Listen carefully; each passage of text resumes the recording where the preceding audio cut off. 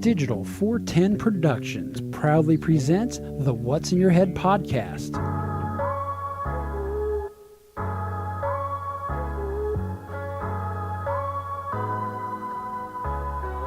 Digitized live from the ACT Computer Studios in Cape Coral, Florida, it's the What's in Your Head podcast with your hosts Gordon and Don Abernathy. What's up, OG5, all five of you that watch this podcast on a Monday night live time. What is going on with everybody? We're back, we're here, and we're here to bring you some mediocre entertainment on this Monday night. Gordon, what's been going on with you, fella? Oh, just been busy. It's a good day today. That's all I got to say. Didn't have to use your AK? I don't have an AK to use. Wow, you're showing your whiteness and your age. That's a reference to an Ice Cube song. It was good, a good day. Didn't have to use his AK. Wow. Yeah, what can I say? I didn't listen to a whole lot of Cube. Apparently not. Apparently. So what is going on in Southwest Florida? Oh, same old same.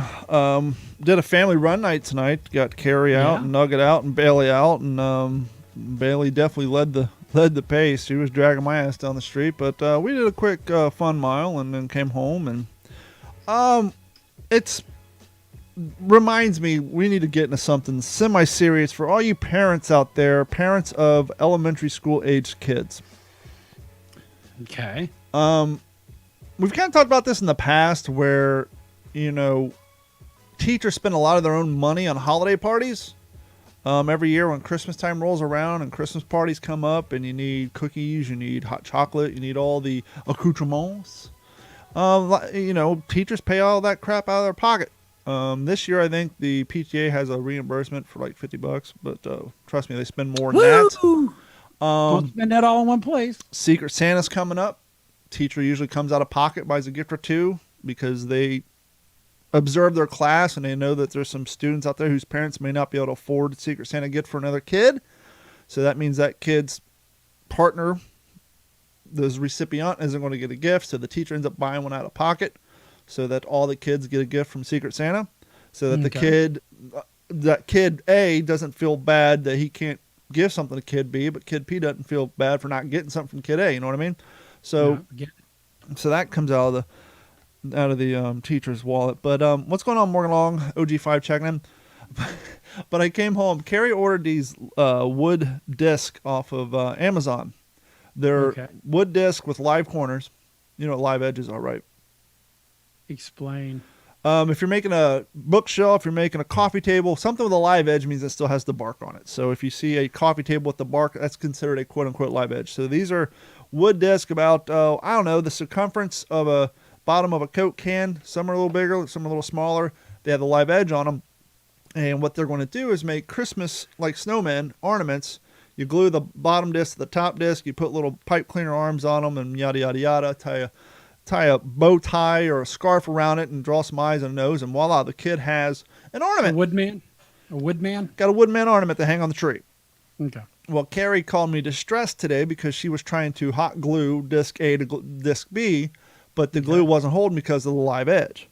So I said, bring them home, and I just put them on my saw, and I just trimmed an edge off each one, so it's a nice flat bottom, clean edge, put some wood glue on them. Got 28 of them out there drying in the old garage.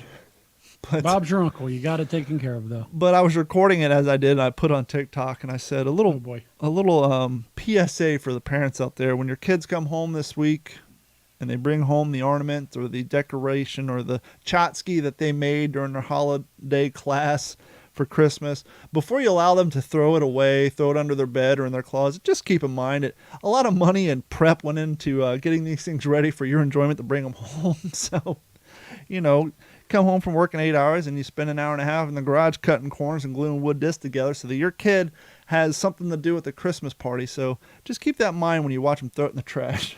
It goes right into file 13 when they get home. Because that's what some of the sentimental moms will keep them. If it's an ornament or something. But a majority of that stuff. I remember one year they made Olaf's from Frozen out of socks and rice. I'm sure all that just after buying 12 pairs of socks, one sock per kid plus rice and all. It's like every year it's like, they're just going to throw this shit away, right? But they got to do it, man. It's just part of the curriculum, if you will, part of the elementary school experience. So just kind of politely remind your child, hey, at least hold on to it for a week before you throw it in the trash. Get a little Give bit it a week. Get our time and energy and money and effort out of it a little bit, if you don't mind. That'd be great. But it's like every year, it's just like, yep, here we go. It's that time of year again. And it's just adding to the stress and all. And plus, right now with, I got to say, we're almost done. And thank God for that. But COVID, man, I mean, the whole economy slowing down and, a lot of people not working at all. People who are working, may be losing. It's such a hard time right now this time of year. It just sucks. And I haven't watched the news. Find out. I haven't watched the news since the election, and I was at a woman's house installing a printer today around 4:30, and she had on Fox News, and they're talking about, the Democrats are still holding up this next round of checks and blah, blah, blah. It's like, they allegedly won the fucking election, so what are they waiting for? Him to get out of office so he don't look good? Oh, until Orange Man's. Well, exactly, until Orange Man's out. Now, it's funny, I was going to lunch today, and I was driving down the freeway, and lo and behold, one of the overpasses was a nice truck with the flags and then a sign hanging from the freeway that says "Stop the Steal." So that's still going on. Well, and it's interesting you say that because once again, I haven't been keeping up on the news, but I came across some stuff on social media today. Apparently it's still going on in a lot more states. You get involved with some hinky activity that they've discovered on surveillance cameras at some of these election poll places, and there's more and more evidence coming out of, let's just say, entities on both sides, because he did such a good job of pissing off the establishment that people on both sides of the aisle, it seems, regardless of the states, a lot of people have gone through everything legally and non-legally to basically try to get him out of office, and more evidence appears to be popping up. But of course, none of that's getting covered anywhere on mainstream. Oh no, it doesn't fit, it doesn't fit at all, but hey, whatever. So, I don't know. I gave you a call the other day because I heard something that just blew my freaking mind. And that is, okay, we all knew Jake Paul, was fighting and he knocked out Nate Robinson, right? Correct. Apparently in this new day and age, there's some people out there who are trying to turn everything into either clickbait or a gotcha moment. I'm not sure who Jamel Hill is. Jamel Hill, don't know who she is. But according, this is a video clip coming off the Bro Bible. Jamel Hill actually asked Jake Paul if it was racist of him to knock out Nate Robinson in their boxing match. And why would she ask such a question? Jake Paul ended Nate Robinson when he knocked him out cold during a boxing match on the Mike Tyson-Roy Jones Jr. undercard. Robinson immediately went from the undersized three-time NBA dunk contest champion to a former NBA player that was put to sleep by a YouTuber as soon as he hit the canvas. Majority of the people out there probably recap the fight as a younger, taller guy with boxing experiences knocked out a former NBA player with zero boxing experience. Others, like Jamil Hill, decided to make it about the color of their skin. Hill, who now co-hosts a show on Vice. Okay, well, I don't watch the Vice channel, so clearly that's why I don't know who she is. With a fellow former Sports Center host, Carly Champion, started the segment by saying that she, quote, almost had to protest the show, end quote, because she legitimately thinks Paul knocking out Robinson in a boxing match was racist. That led her to asking Paul the question of the week, quote, considering where we are right now in our racial conversation in America, was that you did to Robinson racist? That's a weird quote. Considering where we are right now in our racial conversation in America, period, was what you did to Nate Robinson racist? Hill laughs right after asking the question, but I think she's more serious than joking around. It's probably a bit of tongue-in-cheek question, but she still asked it, and it's still absurdly absurd. Hill was trying to bait Paul and assuming he doesn't have a brain, but he didn't fall for it. She continues and says, it's a sensitive time right now. We just had to witness a white man knock out a black man. Smooth out. We just had to witness she had to a be white... kidding.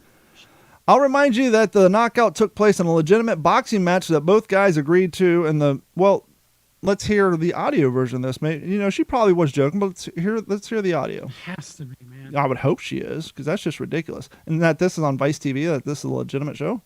Refresh, come on, refresh. I have to refresh it again. Come on, I'm live here. Refresh. Let me refresh. Oh, remember, the whole page. allegedly a lot of Google stuff was down today. Well, this is the advertisement's going to load. This is on Bro Bible's website, and this clip is coming. To be honest, I almost started to protest this show because Why? I'll tell you why. And this is our question of the week. We saw what happened to Nate Robinson, so I'm going to ask Jake Paul right here in front of America. Jake, considering where we are right now in our racial conversation in America, was what you did to Nate Robinson racist? That is the question of the week. Man, Nah, stop playing with me. Come on. listen, Jake, it's a sensitive time right now. We just had to witness a white man just knock a black man smooth out in front of all of America. So that's why I asked that. But just tell us about that moment real quick, because it looked like Nate was asleep before he ever even hit the canvas. Yeah, I mean, this is what we train for. At the end of the day, boxing's a sport. And, you train to win. And that's what I went in there and did. And I worked hard for this. And, Nate is the one who called me out originally. So I think he is frozen. Hey, can you hear me now? And that's sad. The guy's a professional YouTuber, and he's still using Skype. I mean, he's got bad signal. But hopefully, like you said, there was probably a joke and a statement. It has to be. I mean, if that is serious, then as a country, I mean, we've already had to take a deep, hard look in the mirror.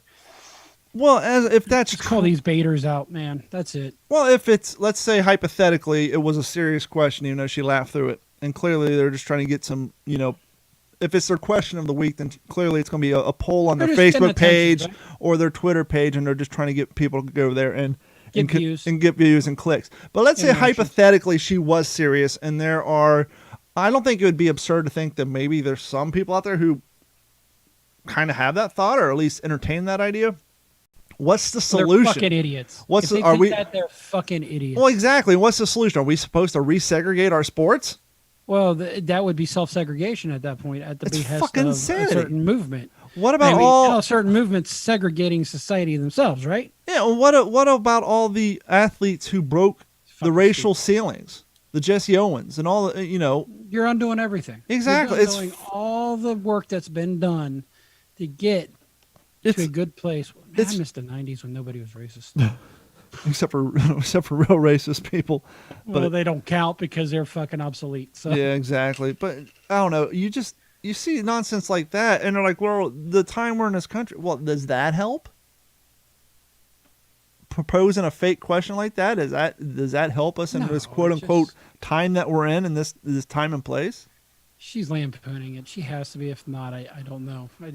Wow. The problem is we're talking about it, right? So Yeah. she's done her job. Yeah.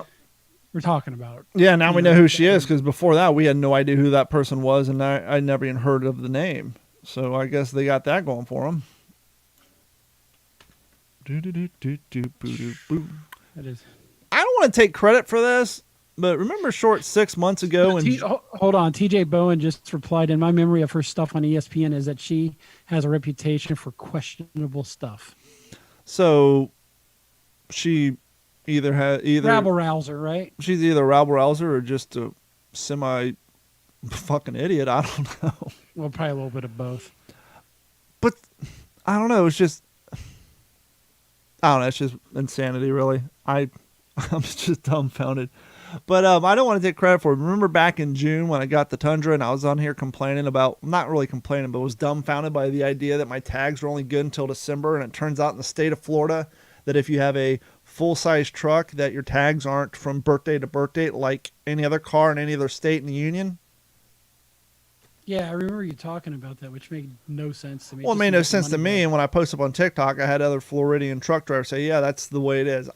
I haven't researched it, but if I were to assume, and you know what happens when we assume, but I'm sure it has something to some old agricultural thing that has to come to farm trucks and weight and, transport. And I don't know. But anyhow, here we are in December. So went on down to the DMV. I've been to hell and I spill it. I spilt the DMV. Anyone who's been there knows precisely Precisely what I what I mean. And I said, hey, I need to renew my tags.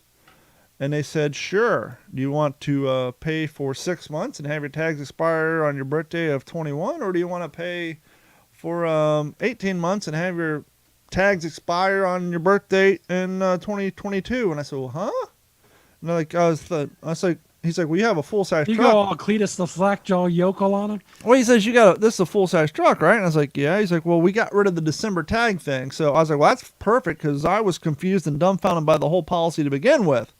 But I'm just here to point out that a short 6 months after I raised shit fit about it on this podcast and Twitter, that somebody somewhere decided, hey, this is a stupid policy and we need to change it. So once again, I don't want to take credit, but hey, Yeah, maybe it was one of those, see, COVID's kind of a thing. How do we get some people down here less a time a year? Let's wrangle this over to once a year. I don't see how it would make a... Hear that, folks? That's called bourbon in the old snooter there. So last week we were playing... I'm doing great. I'm drinking water. Gordon was talking about Clutch, and I had the audacity to do something on the live stream that we do all the time on OG5 podcast. If you guys haven't signed up for Patreon, you haven't listened to the OG5 podcast, we play music on there because we don't give a shit, right?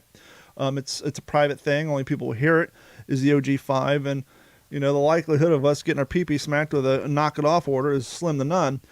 But we got a little brave last week, and Gordon was quoting a song by Clutch, and I played like 28 and a half seconds of it in the background. The beginning of it super low. You couldn't even hear it. And Facebook didn't mute the audio, but I did get an interesting warning from our fine people at YouTube. And I don't know what our fan base is in the countries of Cuba, Iran, North Korea, and Syria.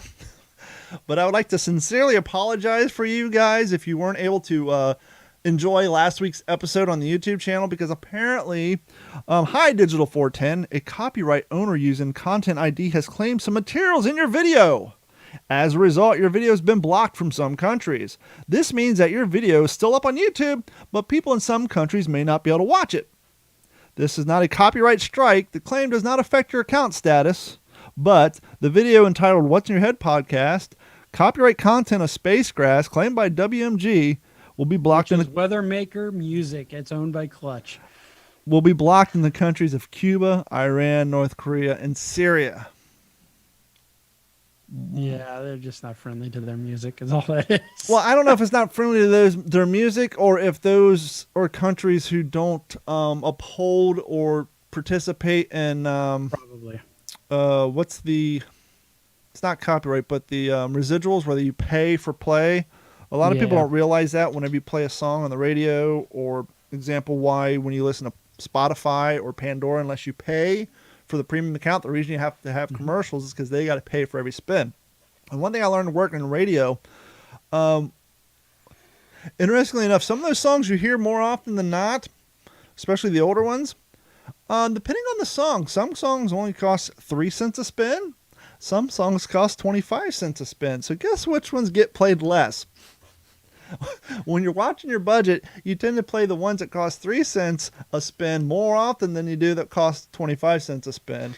So it's very interesting Which is probably why they play the shit out of certain songs. That, and the other thing I learned working in radio, who got into the streaming platform, songs recorded, original recordings, the recordings you play, not songs that have been re-recorded since, but songs that the original material that you're playing that were recorded pre-1962 does not have copyright residuals associated with them. Now, if that recording was re-recorded post-62, same exact song, but the physical recording was, then you have to pay per spin. That's why in the What's the Scuttlebutt podcast, I found an old archive of a public domain where they found the original recordings from like 1920s, 30s, and 40s, and they recorded them on their own equipment and put them up for free, whereas if the a music studio did it, then you would have to pay for that Les Paul playing or the Andrews Sisters. But because this company did it and you can donate to their PayPal, that's how I'm able to get away with a lot of the 30s, 40s, and 20s music that I often play as beds in What's the Scuttlebutt podcast, because, well, there's no copyrights on those because they were recorded 90 years ago. A little big band, a little swing. And so if you listen to like some stations on the their streaming stuff, especially like talk show or whatever, and then they fill in during commercial breaks with music, and it's like stuff from 60s and earlier, that's why, because they don't want to pay to play the music on their streaming service. Is that back when they wore their waist of their pants real high and talked real fast? I think it was called the Mid-Atlantic accent. Yeah. You know, it's funny. That's why you still see 90 people wearing their pants high, because that's the way they wore them. When I do my World War II. Have you seen girls lately? Well, it's the pants have gone way back high again, which I don't get. High-waisted pants are nasty, but it's funny because when we were younger, we look at the Greatest Generation. We always laugh about how high they wore their pants, but like when my World War II reenacting uniforms, my zippers are like almost 8 inches long because you wear them up high. And believe it or not, you can run easier in them when your crotch isn't hanging 12 inches down past your real crotch. But something a lot of criminals really need to learn. Yeah, right. Start wearing zoot suits again. You can run quicker. Yeah, see?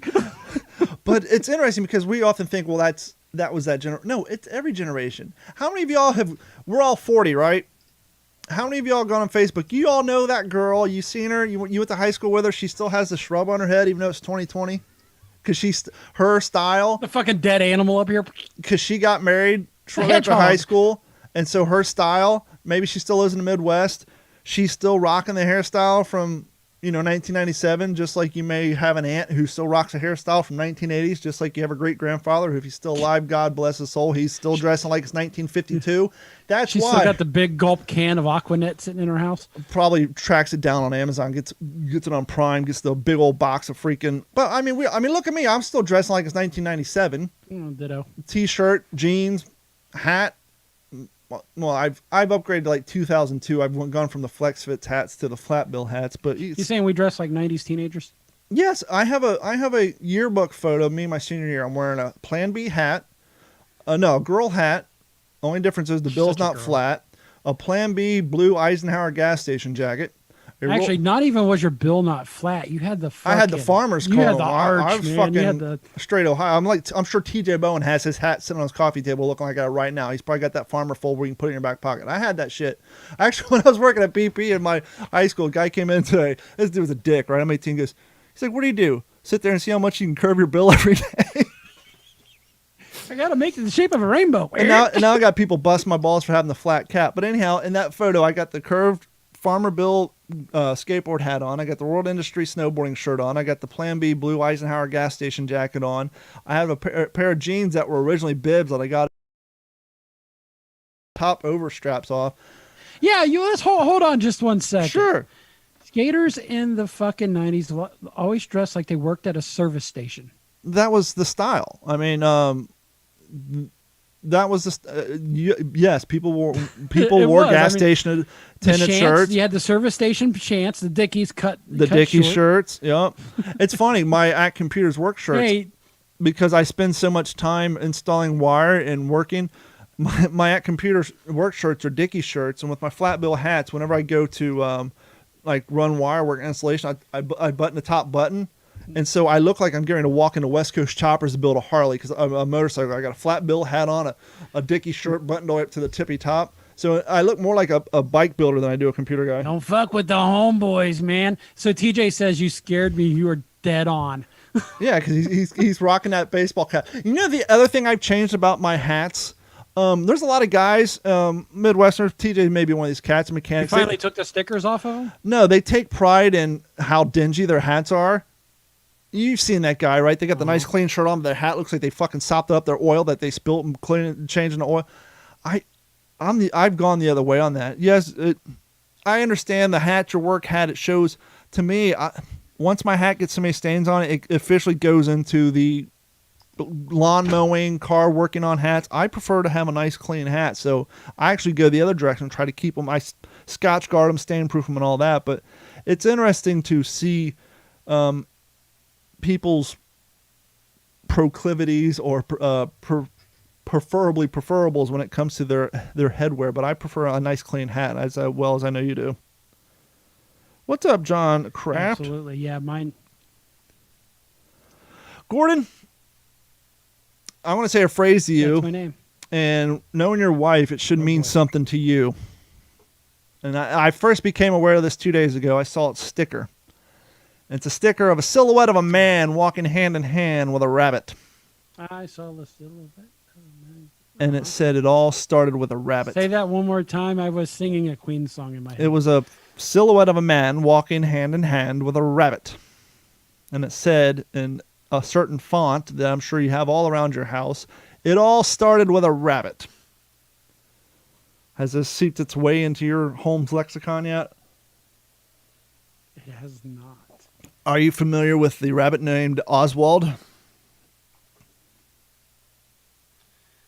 Yes, and it should, because now you just snapped that fucking Walt Disney picture clear into my head. Apparently, Oswald, as we know, was the predecessor to. well, Oswald, as you know, because your old lady is a Disney aficionado, and I didn't know this until I saw it the other day, but the elitist Disney fans, I guess they need something to separate themselves from the weekend warriors, if you will, especially down here in the state of Florida.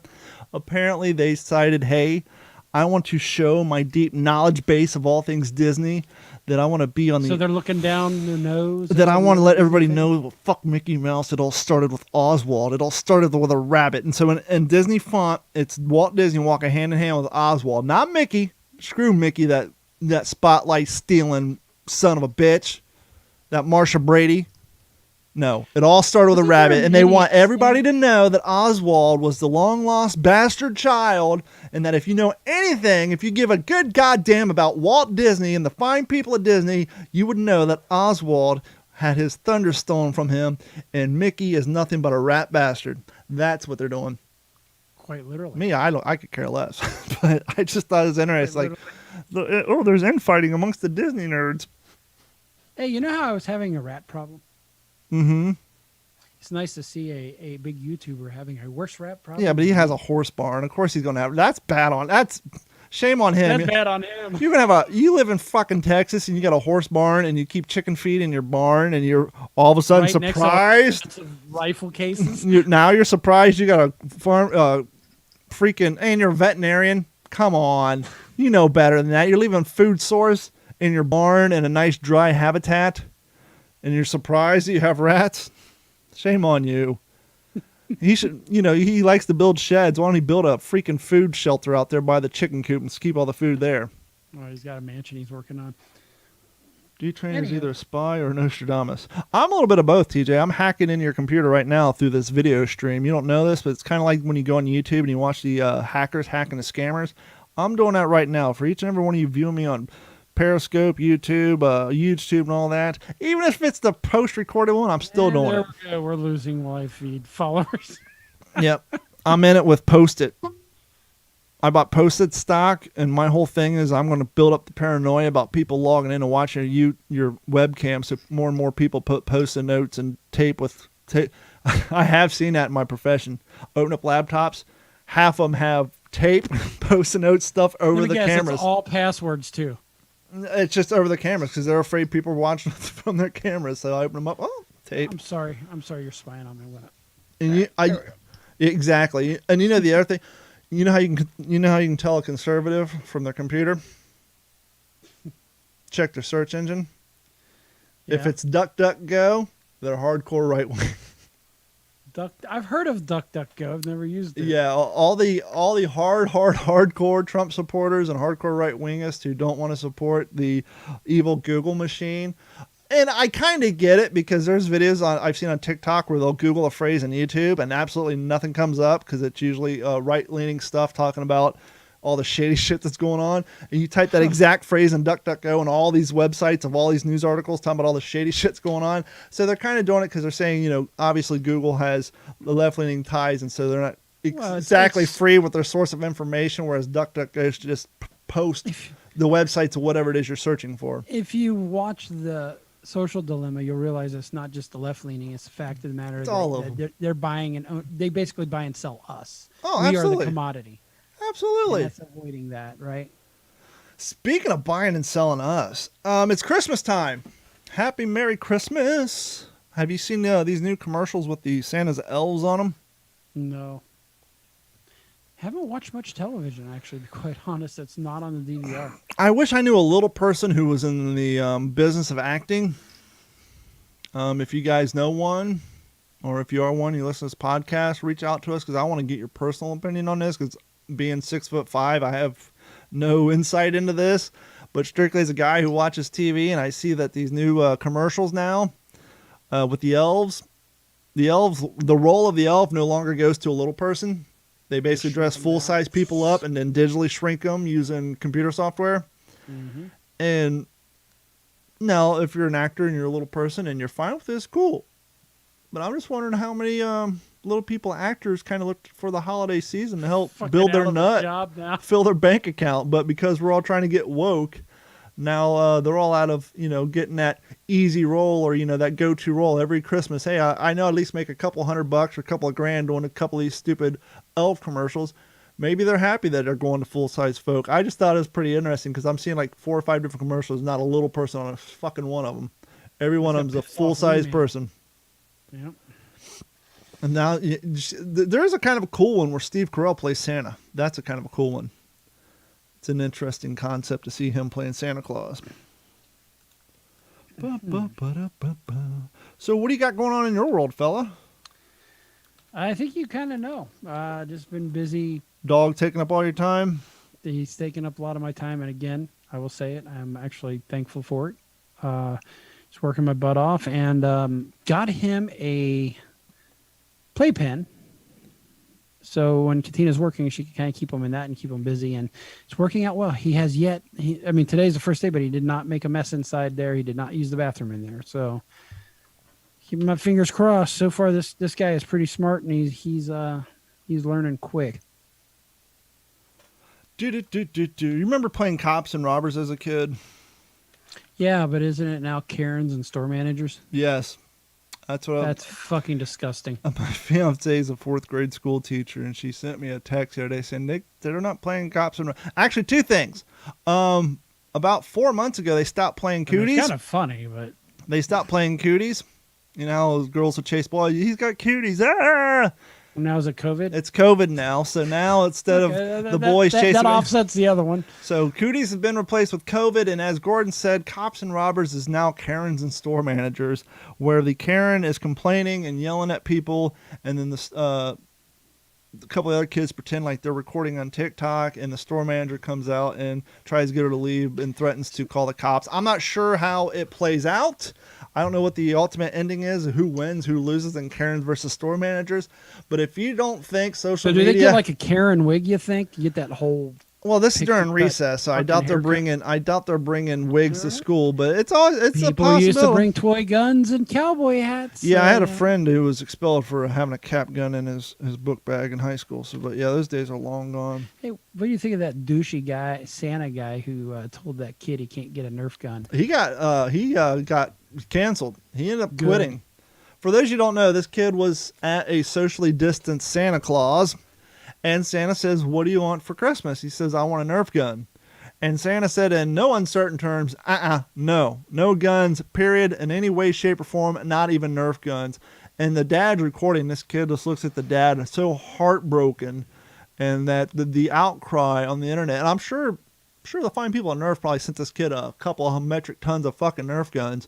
But yeah, the guy hired to do Santa Claus is bringing his own personal freaking politics into Santa Clausing. It's not like the kid asked for a Red Ryder BB gun, which even if he did, nothing wrong with that. He asked for a Nerf gun. And there's nothing firearm related into Nerf guns. Nerf guns just a fun way to run around your house being locked down from COVID and shooting at your brothers and sisters. My nephews all have a Nerf gun or anything like that, and we were locked down as kids, we'd go insane. I got 2 of them in here I used to shoot Dave with every time he said bra or dude in the podcast. So, I mean, I don't know. Yeah, that was apparently he got fired though. So speaking of guns, you did listen to that one of the Evan Hafer interviews, right? Yes. Black Rifle. Mm-hmm. Does that guy seem to have his head pretty squarely on his shoulders? Yeah, we're talking about this. Did we talk about it on this or the OG5 podcast? I think may both. Have been both. Yeah. I think we got into more depth on it on the OG5 podcast. We went down a deep, dark rabbit hole on that, but we were talking about how. Oh, we did play the clip. I played the clip from TikTok where conservatives, quote unquote, were calling out Black Rifle and Evan Hafen for donating $500 to the Democratic Party. And what did I say? It You had said- to have been a bet. Yeah, he said it had been a bet. Well, apparently he came out in an interview and said that back during the Obama campaign, when he was still in the service, they were having a marksmanship contest, either at base or out on deployment, wherever he was. I mean, the guy's been all over the damn world. He's worked in 4 or 5 different services, military and black ops, Company. everywhere, Yeah. everything. But he was somewhere out in the world, and they were having a marksmanship contest. And the loser had to donate $500 to the Obama administration and wear a Obama Biden shirt for like 2 weeks. And so he And that's a lost. legitimate bet that I could see happen. Yeah. 100%, because you're like, oh, fuck, I don't want to be that guy. that Especially has to amongst donate. military dudes. I mean, you don't Yeah. you don't welsh on a bet. And so he lost the bet. And as we all saw, he paid and that's a huge $500 is nothing to sneeze at. I mean, the Well, shirt's and one that's how you thing, knew it was not serious, because it's nothing to sneeze at for a military guy. but as far as but- a legitimate campaign contribution, especially from nothing. yeah. And It's at the laughing. time, Black Rifle didn't even exist. So that donation had since been updated on the website showing his employer was Black Rifle. Or perhaps he listed Black Rifle because that was part of the joke. Maybe he was considering that was what he was wanting to do when he got out. I don't know about, he didn't really address that part, but yep. We're all aware that in the mid 2000s, kids were getting obese, right? Yep. I think it happened, started before then. Well, right, that's when it got to the point where the NFL decided they need to get involved, and they started the, what was it, Play 60 campaign, Yes, I remember that. where they'd get the athletes and they were doing these spots during halftime or whatever, and they were showing these montages of football players out playing with kids. And the whole thing was, and rightfully so, and I'm not putting it down. Obviously, I'm a physical fitness dork, but it kind of showed where we were as a society when our generation growing up, yes, we had Nintendo, but we didn't spend 12 hours a day on it. Our parents literally, in some cases, locked us outside. TJ Bone and us, we'd get up, we'd go skateboarding all day long. We'd skate until it got dark and we'd go home. Remember the hospital? Yep. We lived on Rickenbacker. It was an old retired World War II Air Force base, and we lived in what used to be military housing that got bought out and turned into public housing. And we would go the older kids, I was only in elementary school, would go make their way into the hospital and underground. You know, I never went down there, but I heard there was drainage ditches underground. That the tunnels were like 8 feet tall. You could skate in and this and that. But anyhow, we'd have run to this whole area, just endless miles and miles of blacktop, so we could skate and do all this stuff. But the point being is, we were gone outside all day long in the summertime. We were gone. Parents go to work. We would be outside managing ourselves. Fast forward. And so our generation, being a little cynical, we thought it was kind of sad that you had to pay professional athletes to try to encourage kids to play outside for an hour? 1 hour a day. That's like nothing in our time. You know, we played 5, 6, 7 hours a day. Come home from school, we'd play outside for at least 4 hours before we came home, unless we had homework. Well, homework, who needs that? And so we thought it was sad that, you know, but anyhow, it's a sign of the times. Well, those kids have grown up, and apparently they still aren't playing outside. I know you've taken some time off from Adam Carolla's podcast. I'm not listening to as many, but Anyhow, he has Yeah. a new sponsor they play at the very beginning of his show. And it's not a parody spoof like our stuff. It's not one of his Dawson. It's a legit PSA that's paying to advertise. And the whole gist is during commercials on TV and radio and podcast, take heard that 2 minutes to do quote unquote heart healthy exercise. I've heard it. And it plays on every episode, part 1 and part 2. So that same generation, I'm guessing, that we used to have to pay athletes to try to get them and play these spots during the NFL for Play 60, that's carried on in their adult years. And we've gotten to the point where clearly our society is so fat now that we have to pay to play PSAs encouraging people to try to do heart-healthy exercises during commercial So breaks. I got a question. Does that mean, and knowing the Adam Carolla listener, does that mean just pull up the old Pornhub during the commercial breaks? Hey, whatever gets the heart rate up, right? You just got to You got it, maintain dude. zone 3. But most of that zone 3 only lasted 38 seconds. They want you to go for at least 2 minutes. They're talking, and they're talking like leg lifts. They're not talking about busting out push-ups or doing sit-ups or handstand. They're talking about leg lifts and like rolling on a balance ball. So they're not even asking to do heavy aerobics. They're just saying a hard, healthy exercise like leg lifts and squats. So, but that just it's definitely a snapshot of where we are. That the lack of movement. I don't even want to say fitness, because once again, that's really not fitness. They granted, they say heart healthy exercise, but as you just implied, turning on, getting up to zone 2 for 38 seconds, watching Pornhub during commercial break would be a heart healthy exercise.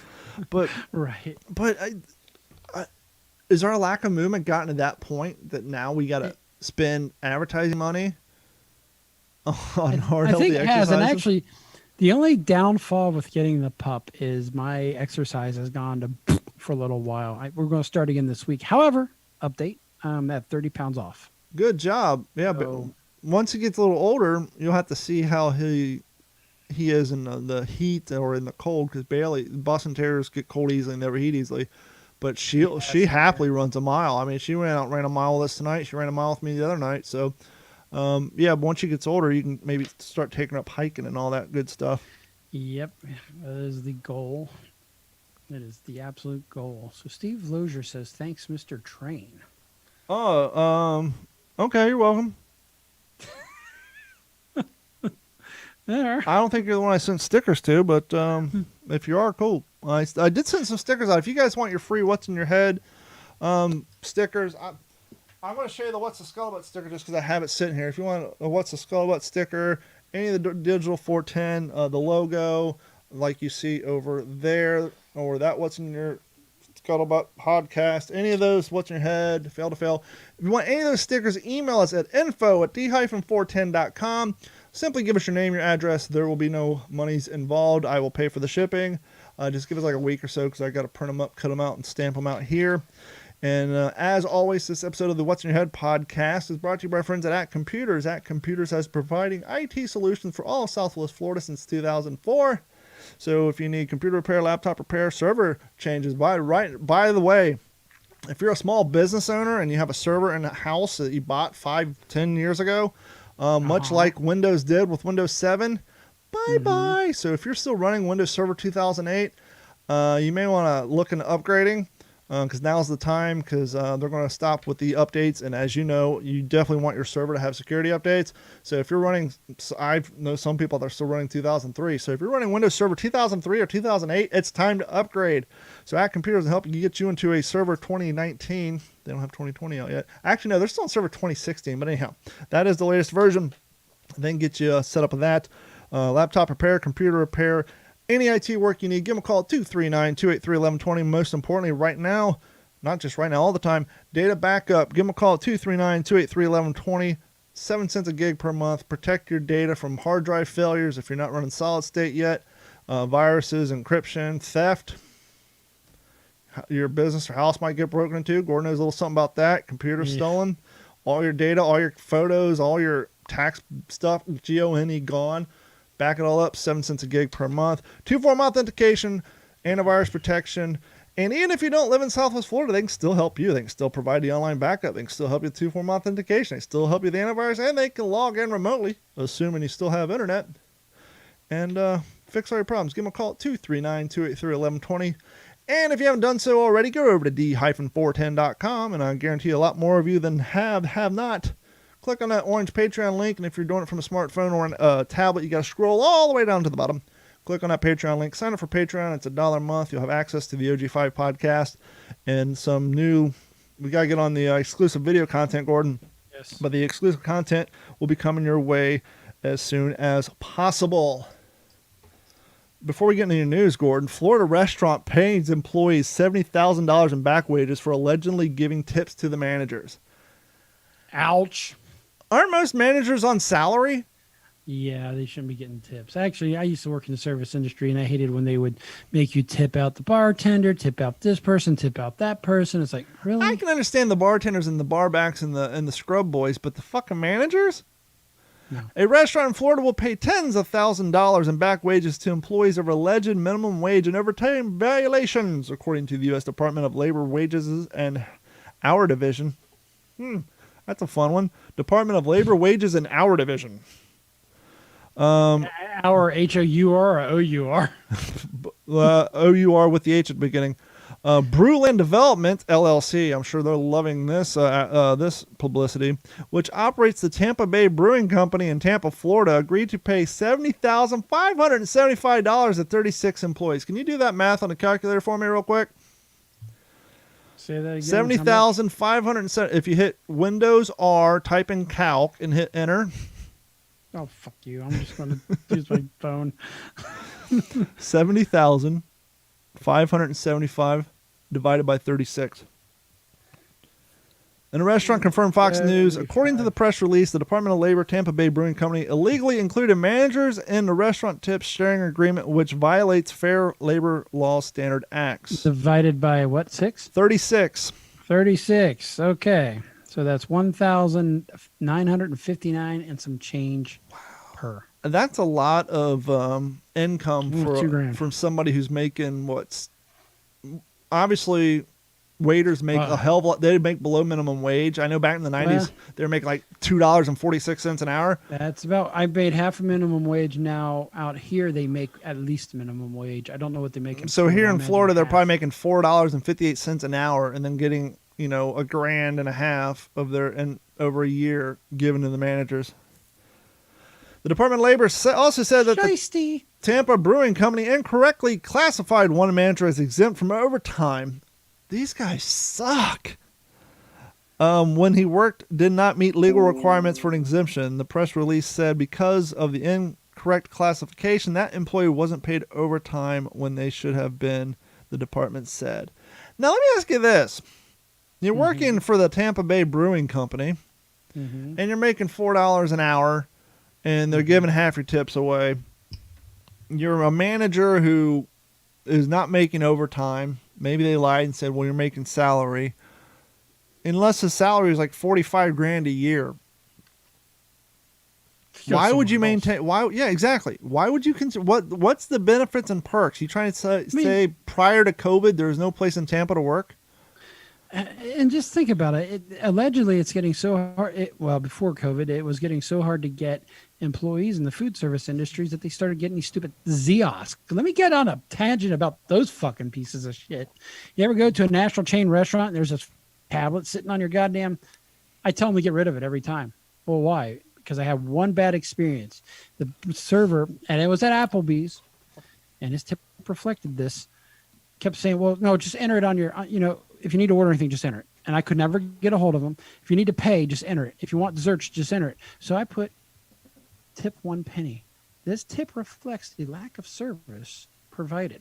Well, it kills the fucking dining experience. Well, not only that, but if you're... And it's full of germs. I have seen the Zios, and I've paid my bill there, but I've never ordered there. I've never thought to order it there.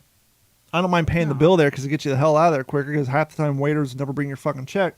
But if I'm not ordering from you and I'm not paying you, what do I need you for? Have the expediter bring the food out. Yeah, well, now you're just getting a food. And I have put a fucking fountain drink over there like a buffet, and your job's gone. I've asked the question several times, several servers, hey, do you find that these affect your tips at all? And the answer usually is no. Because I'm thinking, because if you're making me do all this, now you're just a glorified food runner. Exactly. You're worth $1. All you're doing is bringing me drinks, and chances are you're nowhere around. You. I hate it. I know there's, we got a professional in the restaurant industry in our family, and he kind of said it kind of has to go this way because it sounds like they just can't get people.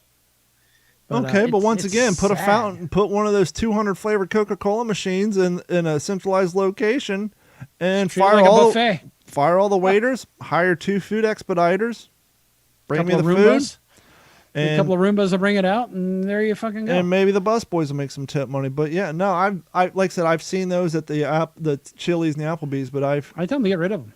I don't want it. Well, why, sir? Because it's nonsense. One, for starters, this booth's the size. This four top's the size of a fucking 2.5 top. I'm already losing table space the way it is. Yeah, with all your condiments and everything else. Now you throw this pile of shit. That's where I usually put my phone and my keys. Now where the hell am I going to put that stuff? So I don't know. It's just it's getting bad. Yeah, it's awful, man. Awful. We've been reminiscing about our time in Rickenbacker and yada, yada, yada. I had a thought.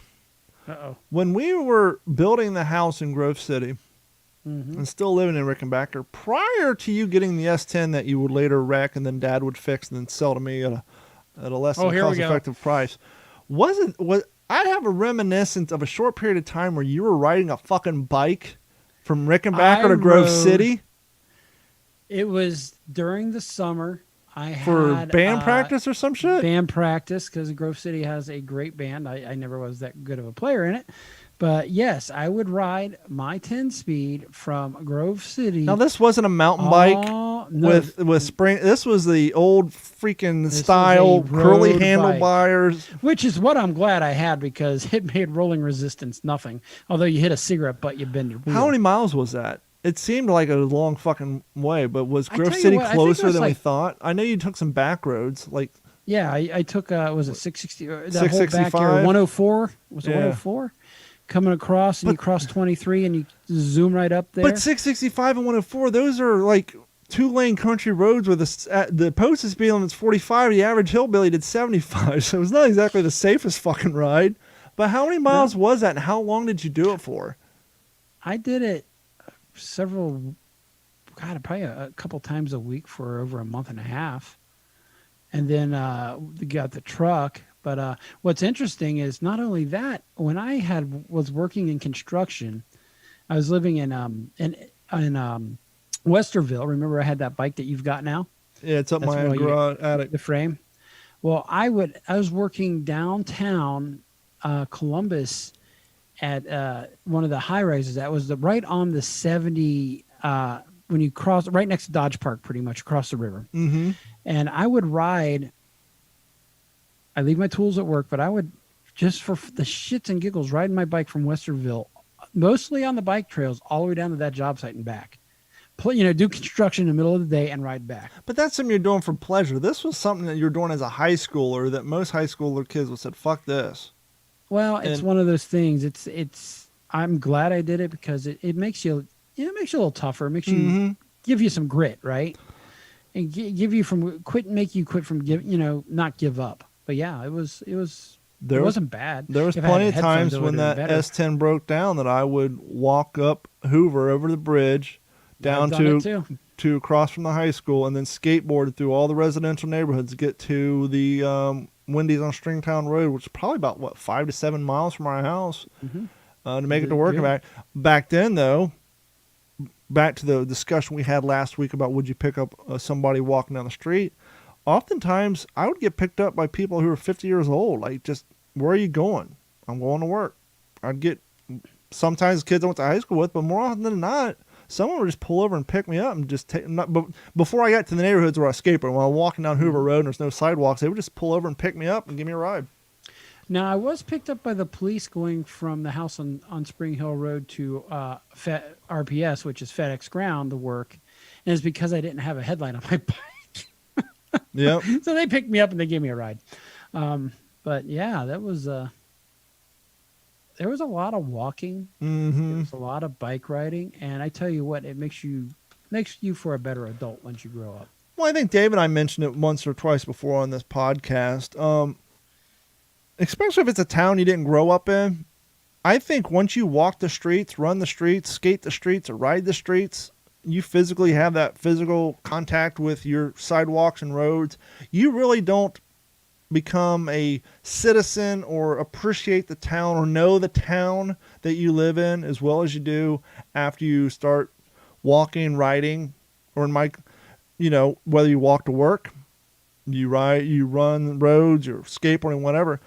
It's interesting. I run around this neighborhood quite a bit, and my buddy James let me borrow a kayak, and I would drive to the other side of the neighborhood. There's a boat ramp. I would put in the kayak in this lake, and I went on a little adventure seeking Saturday, and I went down 2 canals, dead ended, and then I went down another one on the other side of the lake, and I realized this one goes to James's house. And of course, you can pull up the GPS stuff, which I didn't do. And I realized when I was driving home that the canals that I went down the dead ended One of them was right across the street from my house is an empty field, and then a road, and then that canal. I was actually in that canal, and then there's another one comes up the street down the. Basically, I was a street and a half over from my house, and didn't even realize it while you're in the canal because you're so not used to that point of view. Oh yeah. But and I got a YouTube video coming up doing this, and when I was filming my YouTube video, I was talking about how, I'm trying to determine, I think this canal goes down to James's house. I think that because I see this bridge, and this bridge looks mighty familiar from me, and looking around, I know this is where Kismet is, this is where Andalusia is, and I'm mentally picturing the layout of the town in my head. And it reminded me of a study that happened about 5 or 6 years ago when GPS started to take hold into regular day in life. Mm-hmm. And they were doing this very interesting study over in England with England taxi drivers. And they started when GPS started to become standard in the taxi field up until like 3 or 4 years later. And then they had a control group. And what they discovered was taxi drivers who retired, people who worked driving the streets of London for like 20 years, the part of their brain that handles the self-navigation, the sense of direction, if you will, when they're doing these CAT scans and these MRIs, even after they retired, because they were so used to the town, because they'd driven around it 20, 30 years, that they didn't need maps, they didn't need GPSs. So even in their retired life, they would drive around, know where everything they're going. That part of their brain was larger because your brain's a muscle than it was of the people who just started working in the industry but rely heavily on GPSs, like your Uber drivers and all that. Even during this 3-year study, the people who were on the job for 3 years, the dates are a little skewed. This was 5 or 6 years ago, but just 3 years pulling out of my ass, just the timeline.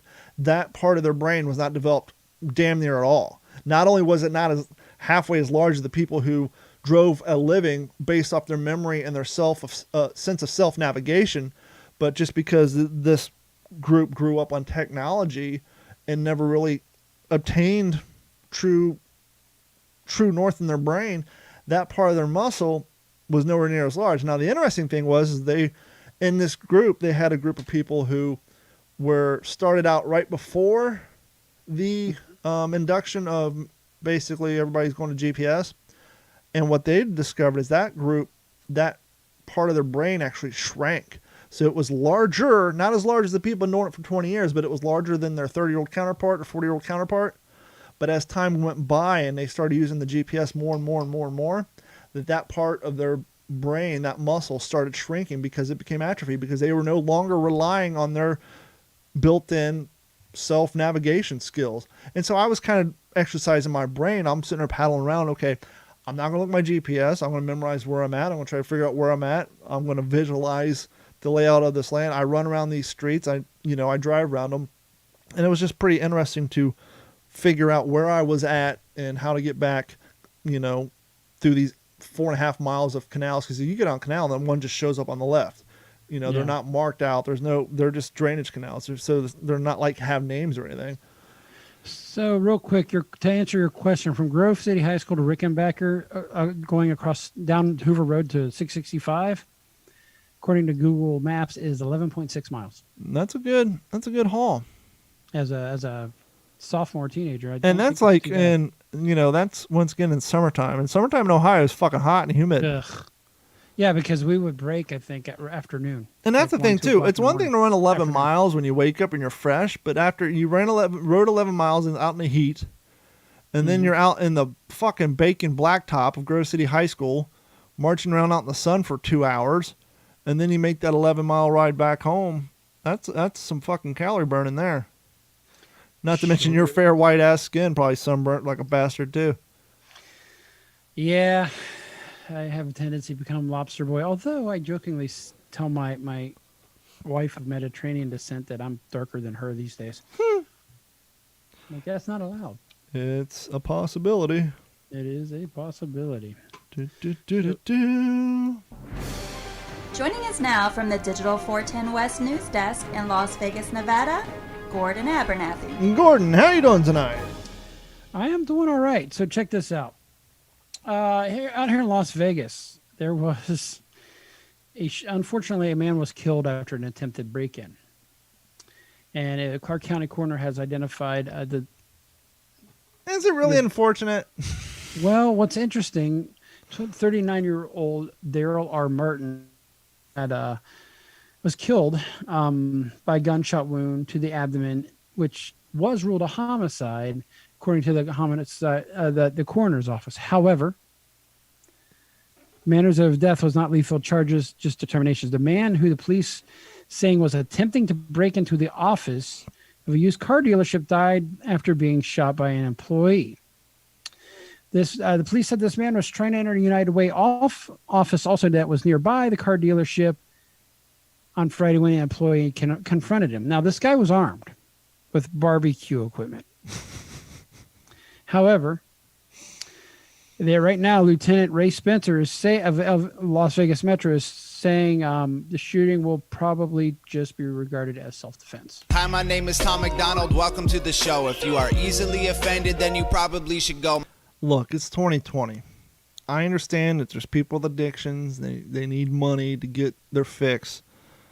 But look, this is what you call poor life choice. It's a very poor life I'm not choice. trying to devalue someone's life, but every time I hear these stories where someone killed breaking into a house or someone was killed robbing a liquor store, I just think 30 minutes before that happened, you're going about your life. You weren't in danger. Well, with the exception of whatever habit you're trying to feed. Right. You made a decision, whether when you first woke up or whether at the spur of the moment, hey, I'm going to participate in this potentially dangerous and definitely illegal activity. And you got your cards didn't play out. I feel bad for your family, and I feel bad for the guy who shot you, because now he's got to he or she have to live with the rest of their life knowing that they killed somebody because this dipshit decided to break into a fucking used car lot. Well, to be fair, he was homeless, and he was armed with barbecue utensils. The question is they don't really say what was it, a spatula and a pair of fucking tongs? Was it the fucking fork? Just because you're homeless don't mean you got to break into a used car lot. Once again, he wasn't doing it to take a shower, because I'm sure there's a YMCA around for homeless. That sounds like some Frank Gallagher shit right there. Yeah. It really does. And that reference, if anybody's not seen Shameless, I'm going to break in and I'm going to hold somebody at bay with a fucking fork. I was surprised to find out Shameless was originally a British show too. I mean, we just steal everything. We have no original content. No, we don't. So speaking of criminals, Mobile, Alabama. Mm-hmm. So officials of an Alabama sheriff's department got a bright idea. They're going to make a display, and which you're getting criticized for, which is a photo of a Christmas tree with mugshots, ornaments. What they called thug shots. I think it's great. Once again, poor life choices. If you don't want your mugshot on a Christmas tree in a police department, don't be a criminal. Perhaps. Now, I don't know. Let me reframe. Let me take it back a little bit. If the sheriff's department is using mugshots of convicted criminals, they're saying then I have no problem with that they've taken off the street this year. Well, see, here's the thing, and I learned this from working in radio for 5.5 years when we had a lawyer on every week. Once you get apprehended, guilty or not, you get a mugshot. And those mugshots can end up in these rag mags, even if you were found innocent and released on your own recognizance. So, once again, if the mugshots on the tree in the lobby of the sheriff's department were people who were convicted of the crimes that the mugshot was related to, then I had no problem with it. But I if think it was shared on social media. Well, even worse, if you got a mugshot because you're falsely identified or whatever, and you went to court and you're found innocent and you're let go on your own recognizance, that's the bourbon speaking, then no, your mugshot shouldn't be on the tree. If you're a convicted misdemeanor or convicted felon, then life choices. Well, according to a representative from the ACLU of Alabama, he said that most people arrested for crime struggle with mental illness and substance abuse, and that they need community's assistance and care, not open scorn from the leaders. So and she said this is despicable behavior by the Mobile County Sheriff's Department. And the post was intended to show how cooperation between the police and the community on social media can help solve crimes. She said the mugshot ornaments represent repeat offenders. So it's not a once, it's not a twice. It's, it's repetitive. No, if you want to make the complaint that was a waste of taxpayer money because the current fucking market price of toner and ink, then that's a whole different conversation. Or the fact that you're paying somebody by the hour to cut these pictures out and turn them into ornaments. Secretary got nothing else going on? Hey, you done with your reports from the day, Officer Schmidt? Your turn to hop on the tree. So, according to Mobile Sheriff's Department, this isn't their first rodeo. They've been continuous with multiple arrests. So, don't get arrested more than once in Mobile, and then you will be okay. So, check this out. This may be a lesson, and probably need to pull a permit and let people know what's going on. Mm-hmm. Coming out from Pembroke Pines, Florida. Police in South Florida descended on what they thought was an armed break-in at a men's clothing store Tuesday morning after people were spotted storming in with rifles. But officers arrived to find a music video filming with the knowledge of the store's owner. The guns were not real, and the men holding them were actors in a video. So this is where permits actually are good, because or at least notify, hey, whatever, Pembroke Pines Police Department, we are filming a video here. You may get calls saying that you're seeing guys with guns. We assure you these are not real.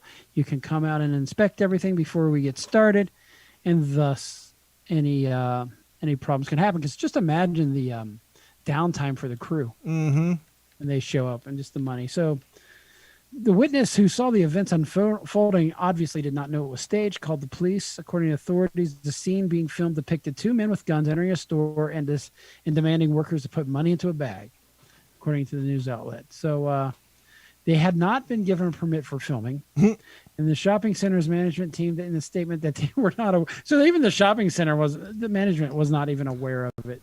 So, well, we asked the shift manager at the 7-Eleven, and he said he was cool with it because as long as he got a cameo, what's the problem? It may have just been like a YouTuber putting this shit together. And then in more crazy news, and I think I sent you a video on your email about this. Man in Las Vegas at McCarran was arrested after climbing on a wing of an airplane. So, Las Vegas Metropolitan Police Department says it responded to a call of a man on a tarmac at McCarran at about 1:32 p.m. over the weekend. I think it was on Sunday. When they arrived, the man was literally on the wing of an Alaskan airline flight headed to Portland. Number one, that's got to be a hard motherfucking thing to climb up to from the ground. Yeah, I mean, what's this guy's vertical? Yeah, that's a good question. And the fucking upper body strength to grab the wing and then pull himself up on top of it. Training for Ninja Warrior. Yeah, he's fucking OCR training. Yeah. The passenger on the flight recorded the video of the incident and sent it to the local news outlet. First of all, it's not easy getting up to the wing just by jumping. No. I don't think you can do it, according to John Nance, an aviation analyst for ABC World News. Secondly, what somebody is doing up there on a plane is getting ready to take off is really puzzling. Well, yeah, what's the end result? What do you think? You think you can hold on at 400 miles an hour? Yeah, here's the deal. The guy is 41 years old. They think he's either got mental problems or was on substance abuse. So according to Alaskan Airlines, they said around 2 p.m. Pacific Standard Time, Alaskan Airlines flight 1367 from Las Vegas to Portland. There it is. Well, he is going to Portland, so. He did it again. Caused trouble. Hurt someone's feelings. Yet he didn't want to do it. Yes, troublesome people are often people in trouble. They may be mentally ill. Find out how you can help. Write Better Mental Health, Box 3000, New York 1, New York. Evidently, they're trying to make a citizen autonomous zone of an aircraft.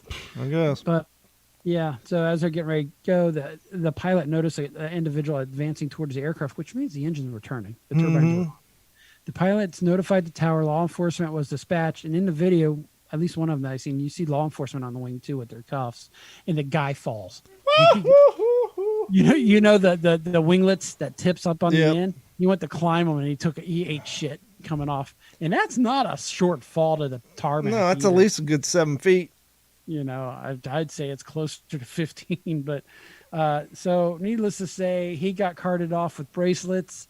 And who knows? That would have been a great episode of Life PD if they still had that on. And now, breaking news. You have no breaking news? No. At some point, you got to come some breaking news. I got a guy potentially breaking his neck coming off a plane. Yeah. What are you going to do? Yeah. This concludes the evening news, and now back to the ACT Computer Studio in Cape Coral, Florida.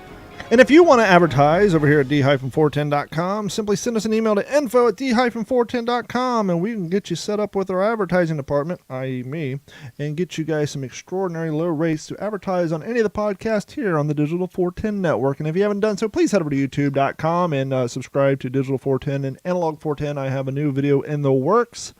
Thank you guys so much for your continued support of this podcast and all the other podcasts and everything you do. Real quick, I was just looking at my notes as I was scrolling down. I got a fake Christmas tree, right? Mm-hmm. And they make these little sticks you hang from them to make it smell like a real Christmas tree. Don't have that. If you leave those in your tree and you put it in your box and you leave it up in your attic for a year, next year when you open that box, it'll smell like an old man full of patchouli in your fucking Christmas tree box. So a little public service announcement from me to you. If you're not a fan of high karate or fucking patchouli, make sure you take those little scented sticks out of your fake tree before you box it up for 12 months. So you're saying it smelled like Grateful Dead? We were like, why does it smell like patchouli in here? And we realized we left the stupid scented sticks in there that make your house smell like a real tree. But yeah, and by the way, head over to our Facebook page and contribute to the Deep Fried Turd Award. Currently, Wendy's is leading the conversation with the worst French fries. I would agree with the Wendy's. I still think McDonald's is worse. Huh? Nah. You got to be honest with yourself. We're not talking about going to McDonald's at 10:15 when they fucking pull those things front. I'm talking about going through McDonald's at a regular time. When's the last time you got a decent French fry from McDonald's? Just on a regular run that you didn't say, wow, these are soggy, these are like limp dick, these things suck. When's the last time you said, wow, these are the best fries I've had in a long time? Once a year? It's been at least 2 months since I've had fries. So. Yeah, and I guarantee if you go there tomorrow, as long as it's not 10:15, right when they start serving lunch, you go the regular time, that shit's been sitting under the heat lamp, and they're disgusting. They're not the good quality fry that you think it is. That if you win the basket lottery and they come out. Would that make you a dick if you ask for... One of the things I do is I ask for meat fresh off the grill. No, what you do... asked for fresh fries before. Does that make me an asshole? No, what you do, because it's 2020 and people can't argue with health and dietary restrictions, you ask for French fries with no salt. So then they got to cook them fresh, and they can't put them in the bucket. So then they got to pick them out with a pair of tongs from the basket so they don't get salt on them. And then you ask for a couple packs of salt. That's what you do. Perfect. You know what they did at my McDonald's? They put a kibosh on up the street. A few years back, the thing was you would get the McDoubles and order a side of Big Mac sauce.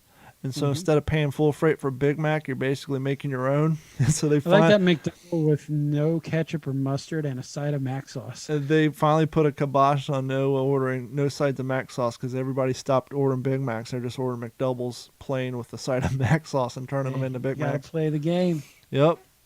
Oh, by the way, we made tilapia tonight because we canceled the Every Plate box because we got tired of getting holy chicken and all that, but we still have all these cards, right? And so we went over to Publix and I bought some tilapia, blackened tilapia, on a bed of rice, which I know rice is bad, but still better than the alternative.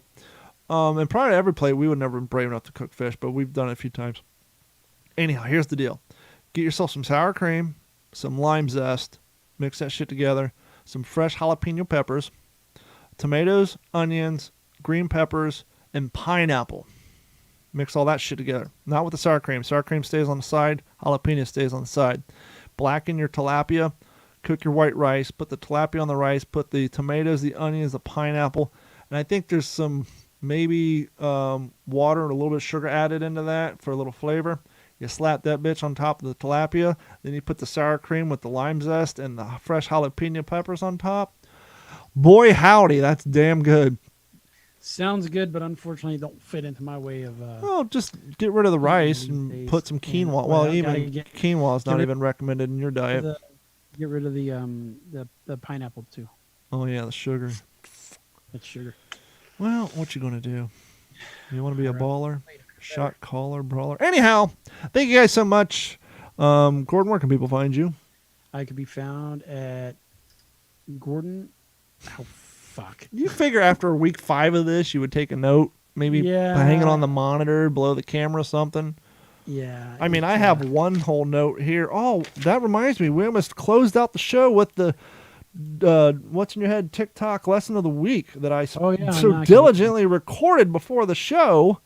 Now I just gotta find my intro because it's been so long since we played the TikTok lesson of the week. Yeah, you just have to recorded this while we. Yeah, but now I gotta remember where I put the damn intro and the outro on my 2 different soundboards. Got too many damn buttons. Oh, here we go. Here we go. By the way. And now for the What's in Your Head podcast TikTok lesson of the week. All right, TikTok, it's time to piss some people off. Time for a very unpopular opinion. I don't do gay stuff. Pride, gay flags, gay apparel, gay parades. I don't do any of the gay stuff. I just have the girlfriend. Nothing against the LGBTQ LMNOP. But I mean, we kind of fought that battle already and won. So, like, straight people don't need a flag waved in their face. When I was a teenager, it was just about making your presence known because nobody wanted to acknowledge us. But now it's way different. It was not cool or popular or trendy to be gay when I was a teenager. But it is now. So, like, enough with the constant in-your-face rainbow shit. My flag always has been and always will be. Red, white, and blue.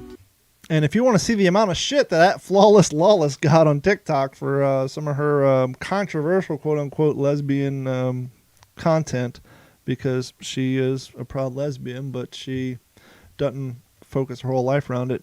As you can imagine, she got mad hate for that post. But it's kind of true, though. And...